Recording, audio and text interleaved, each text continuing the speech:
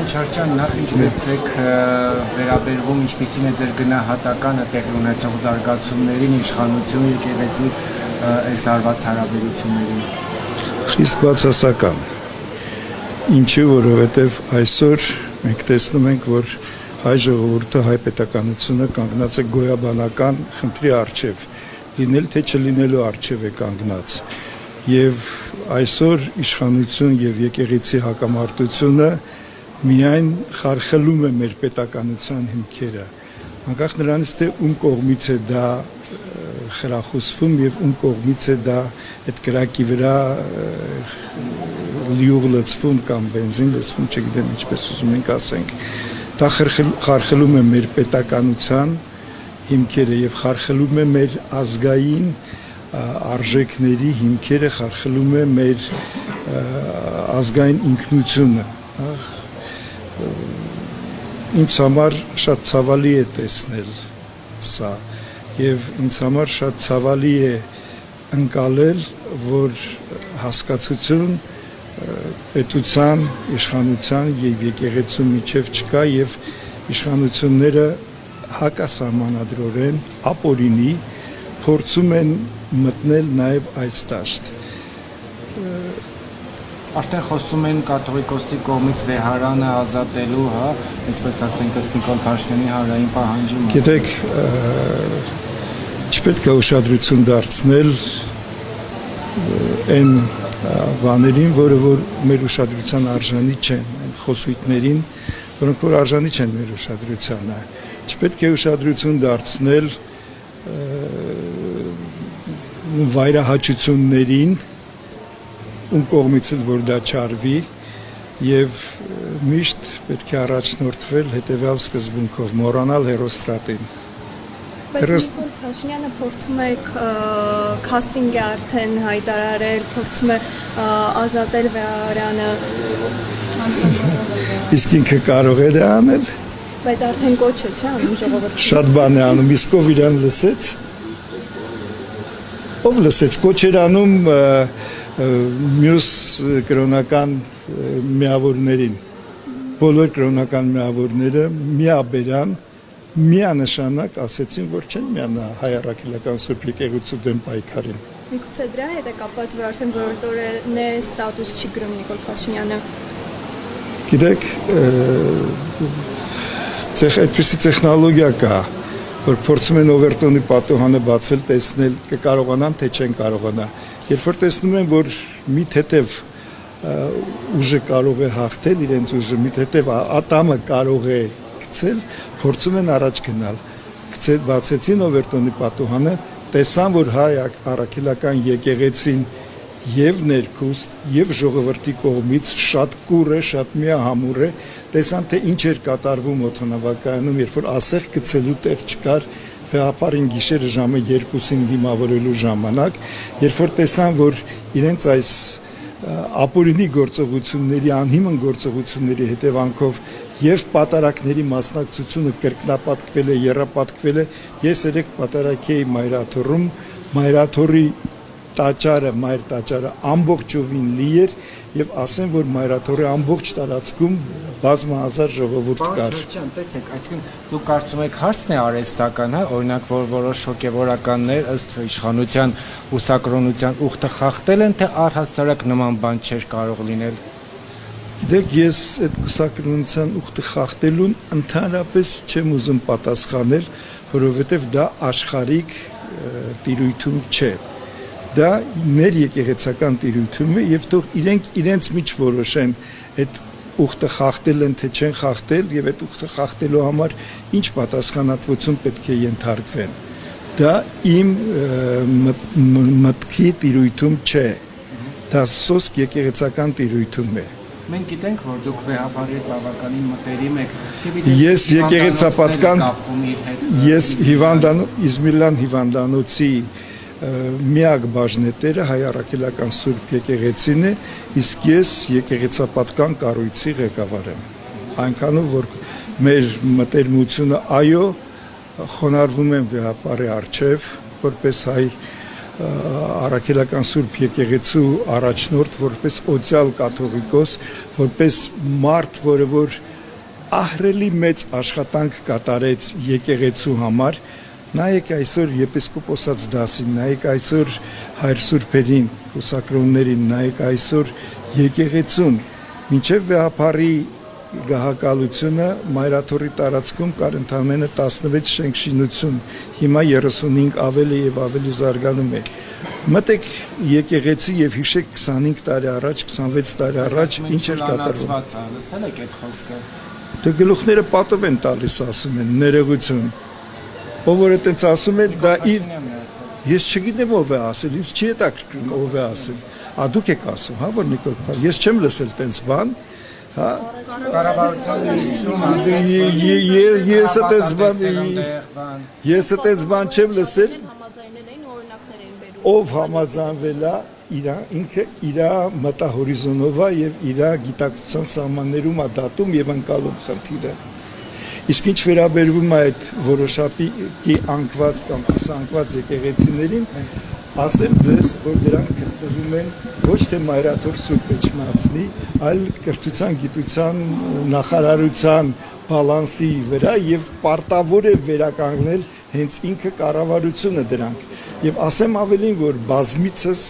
Հայ առաքելական Սուրբ եկեղեցին դիմել է կառավարությանը, որպեսզի այդ եկեղեցիները անկված, խոնարհված եկեղեցիները վերցնի իր բալանսի վրա եւ ինքը վերականգնի, սակայն այսպես ասած հասկացություն չի ստացել։ Դրա համար ներողություն, ամեն մարդ թող պատասխան տա իր աշխատանքի տիրույթում։ Պարոն Չավչյան, իսկ ձեր համար հոգևորական եկեղեցու պատասխան իսմիակ պահես։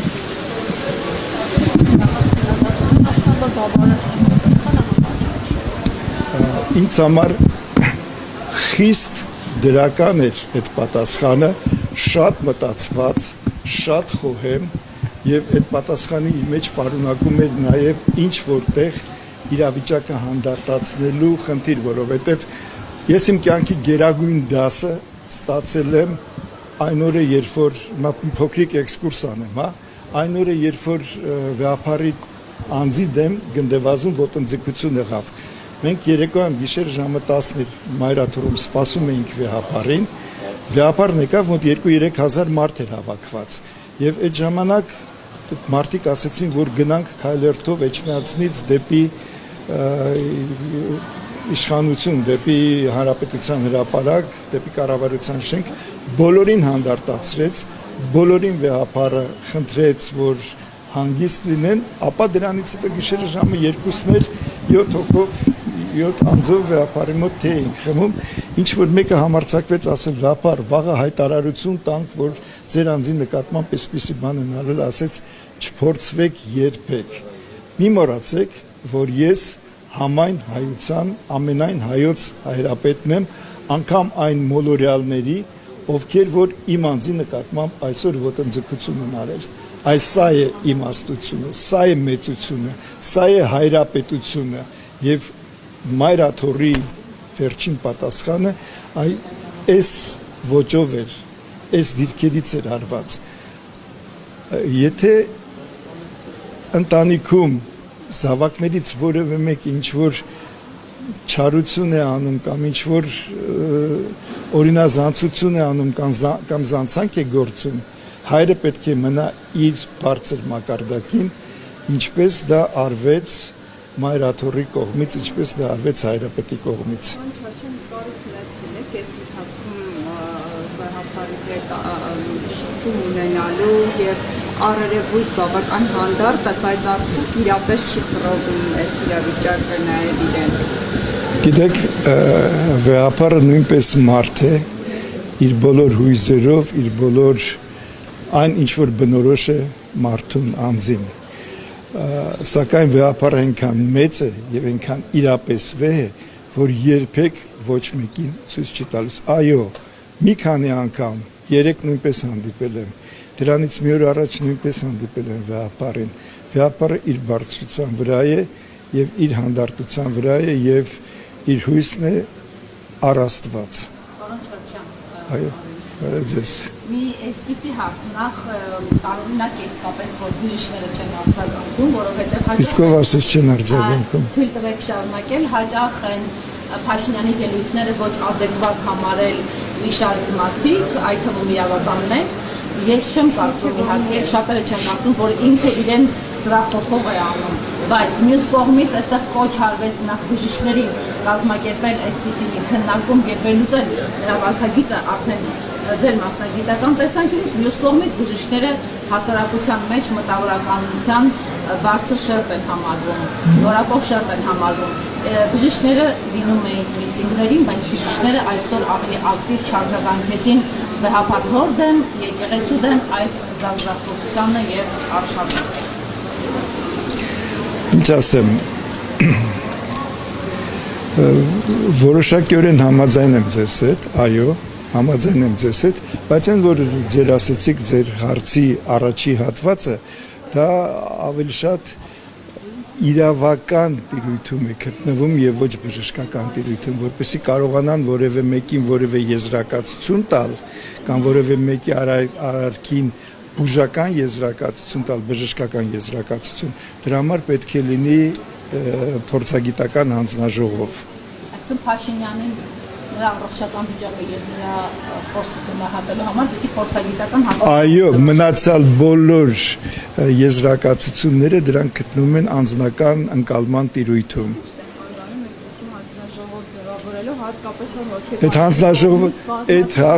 Այդպիսի հանձնաժողով պետք է ձևակերպի առողջապահության նախարարությունը։ Դու կարծում եք քաղաքական թիմի անդամ այդ հանդգնությունը կունենա։ Իհարկե ոչ։ Այդ դեպքում ինչու հանուն պետության ու ավելի հանուն հարաբերների, այո։ Չանեք դուք, որովհետև Ով ես Տարոնը Սոնոյան եւ շատ այլ մասնագետներ, ովքեր այդ կարողություններն ու բավարար հեղինակությունը ունեն։ Լսեք, դուք հիմա անցնում եք պրովոկացիոն դաշտ։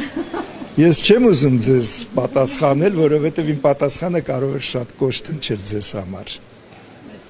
Ձեզ համար, անձամբ ձեր հարցի համար։ Լավ, իսկ բժիշկները հնարավոր է, որ այսպիսի միջոցառում այն նախաձեռնեն։ Գիտեք, որպես մտավորականներ, ովքեր հուսահանգստություն ունեն եւ վախեր ունեն պետական 5 օր հետո կազմակերպություն կա առողջապահության կազմակերպիչների հասարակական ՀԿԵ, որը որ 5 օր հետո առողջապահության նախարարության հետ միատեղ շատ արքով, փառքով նշելու է բժշկի միջազգային օրը, ամսի 21-ին է, եթե չեմ սխալվում, հա? Եվ գնալու են Գյումրի եւ այլն։ Երբ որ ինձ առաջարկեցին մասնակցել այդ միջոցառմանը, ես ասեցի հաճույքով կմասնակցեմ, սակայն այն դեպքում, երբ որ դուք որոշակիորեն գնահատական տակ ինչ է կատարվում երկրում, որպես հասարակական կազմակերպություն, վեհապարի դեմ մեր իշխանությունների, այսպես ասած, արշավին։ Ինձ ձայնս մնաց ձայն բարբարո անապատի։ Ձեզ ուղղված հրավերը ՀԿ-ի կողմից է եւ ոչ թե նախարարության։ ՀԿ-ի կողմից է եւ նախարարության եւ ՀԿ-ի կողմից է։ Ես իրենց առաջարկեցի, խնդրեմ, ես կմասնակցեմ, սակայն այս պայմաններով։ Գնահատեք ինչա կատարվում երկիրը։ Եղբայր, երկիրը գահավիժում է։ Այդ համայնք, այո, այդ համայնքն էլ բավական քաջություն չունի, հարգելի բժիշկ գործընկերներ։ Այո։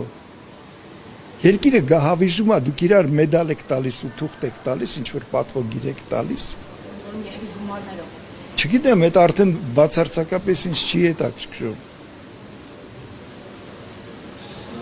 Ինձ հետաքրքրում է, որ կանգնած Ձեր հետ կատարվածից, քաղաքացիների հետ կատարվածից, ինչու են ձեր կարծիքով նույնիսկ մասնավոր կլինիկաների ղեկավարները կամ ավելի բարձր, այսպես մարդիկ գիտական կոչում ունեցող մարդիկ, որոնք իրենց անկախությունը երևի թե ունեն, ինչու են կաշկանդվում կամ վախենում կարծիք հայտնել։ Նրանք ընդհանրապես լուր են։ Անկախություն ունեն։ Ես ձեր հարցին պատասխանեցի։ Չգիտեմ։ Աշխատացրեք ձեր ուղեղը, միտքը եւ փորձեք գտնել իմ կորուստ է սեփական հեղինակությունը կամ մի քիչ նկատողություն ստանալը քաղաքական պետություն կոչել։ Բայց ինչի մի քիչ նկատողություն ստանալ։ Ձերբակալվել է, կալանավորվել է։ Մի քանի ամիս ոչինչի համար բանտ նստել է, հետո դատվածություն ունենալ է։ Դու կոնկրետ քաղաքականության մեջ եք, կարծիք հայտնելը եւ քաղաքականության մեջ պայքար մղելը տարբեր բաներ են։ Դու կոնկրետ այդ կարծիք հայտնելու համար կարող են իրանց էլ նստացնել։ Վախը պրոֆեսոր Եղունյանին կարող են նստացնել, օրինակ։ Դից Եթե պրոֆեսոր Չարչյանին նստացրեցին, ինչու ոչ պրոֆեսոր Եղունյանին։ Սո դուք արդեն բավականաչափ շատ հարցեր տվեցիք։ Ես էլ ձեր հարցերին չեմ պատասխանում։ Չէ, խնդրեմ, ձեզ խնդրեմ, բայց իր հարցերի մեջ պրովոկացիաներ կան շատ, ու ես չեմ ուզում այդ դաշտ մտնել, այդ պրովոկացիոն դաշտ մտնել, հասկանում եք, իմ արժե համակարգը լրիվ ուրիշ է, իմ արժե համակարգը շատ ավելի բարձր է, ավելի շատ գաղափարախոսությունն է, փիլիսոփայությունն է։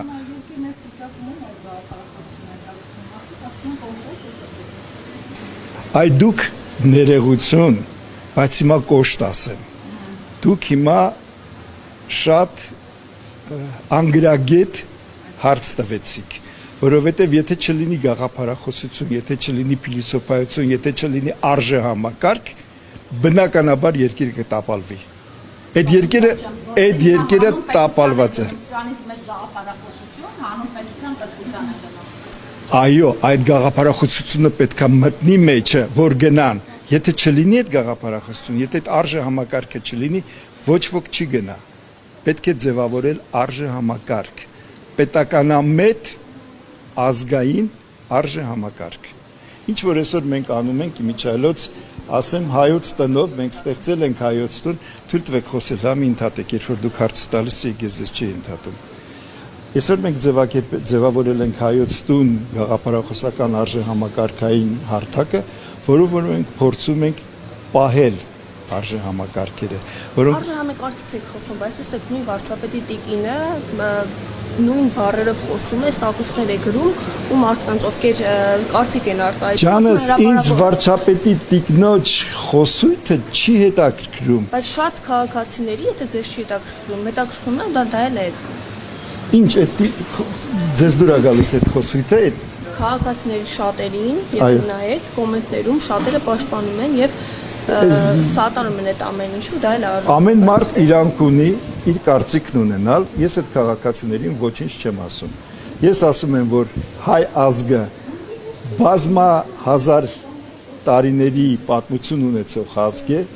Ես ասում եմ, որ եղել է պատմական Հայաստան, մենք ունենք մեր մշակույթը, մենք ունենք մեր ազգային ինքնությունը, մեր գենետիկ կոդը եւ այդ ամեն ինչը պետք է պաշտպանել։ Կպաշտպանենք դա, կկարողանանք պահել մեր պետականությունը։ Չենք պաշտպանի դա, պետականությունը թղթի պես անկում կապրի։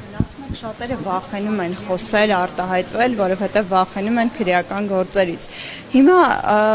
իսկ միգուցե գաղափարապես իրենք աջակցում են իրապես, այսինքն ուզում եմ հասկանալ, աջակցում են իրապես, թե հայկական ասացված կա,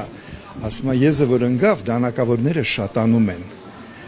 Ես ավելի քան համոզված եմ եւ ձեր հարցին նույնպես, որ այդ գրողներից շատ շատերը ներքուստ կողմ են այն բոլոր խոսույթին, ինչ որ մենք այսօր ասում ենք, հա, սակայն իրանք ինչ որտեղ վախենում են կամ խուսափում են արտահայտել իրանց ներքինը, իրանց էությունը։ Դրա համար այդ մարդիկ դեռ այսօր լռում են։ Դուք գիտեք, որ 70 քանի տոկոս անտի-ռեյտինգ կա իշխանության նկատմամբ։ Գիտեք, այդ 70 քանի տոկոսը ինչ է անում։ Քանի տոկոսն այդ 70 քանի տոկոսից գրում կամ ասում։ Քչերը, բայց իրանք չեն համակրում։ Իրանք չեն ընդունում։ Այ ամբողջ հարցը դրա մեջ է։ Հարգելիներս, եթե ես մի հատ լավ առակել ասեմ, հա, Վարդան այգեկցուց 13-րդ դար, կաղզին, որը գնում է պատերազմի, մյուս ասում է ողորմելի, ուր ես գնում, կաղես, երբ որ թշնամին վրա տա չես կարող զենքերը թողնել ու փախչել, ասին որն ասում ով տխմար, ես գնում եմ ոչ թե զենքերս թողնելու փախչելու, այլ կանգնելու, կռվելու եւ հաղթելու, այ մինչեւ այդ հաղթանակի ոգին, այդ հաղթելու ոգին, այդ անգամ կանգնելու, կռվելու զոհվելու պատրաստ այդ հոգին չլինի, այդ արժե համակարգը չլինի, մենք չենք կարող հաղթել։ Ես առավել քան համոզված եմ, որ հայ ժողովրդի մեջ ինքնապաշտպանության ոգին, հայկական գենի պաշտպանության, հայ ինքնության արտահայտության, հայ մշակութային արժեքների եւ մնացյալ այլ բոլոր արժեքների եկեղեցի, ընտանիք եւ այլն խիստ հիմնավորված է եւ այդ ամեն ինչը